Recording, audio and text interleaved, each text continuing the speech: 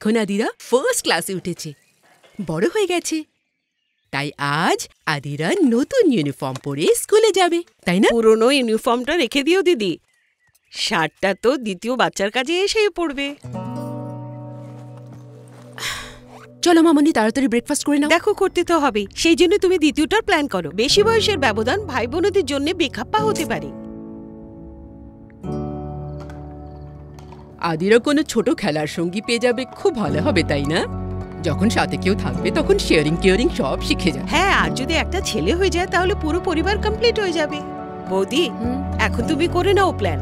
দুজনের সাথে সাথে বড় হবে, বুঝতেও পারা যাবে না।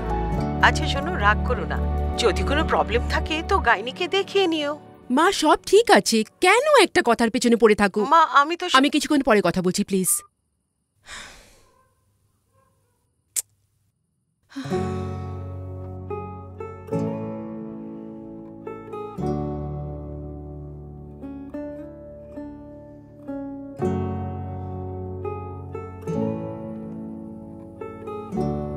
তুমি কি দ্বিতীয় সন্তান চাও?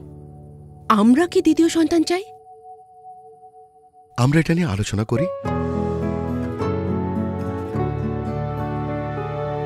এটা তাদের সিদ্ধান্ত নেওয়ার সময় এসেছে। প্রতিটি মায়ের দ্বারা প্রেগা নিউজ এবং তাদের একটি সুসংবাদ কামনা করে যখন তারা এটির জন্য প্রস্তুত। Because happy mothers rays happy families, wishing all mothers a fulfilling motherhood.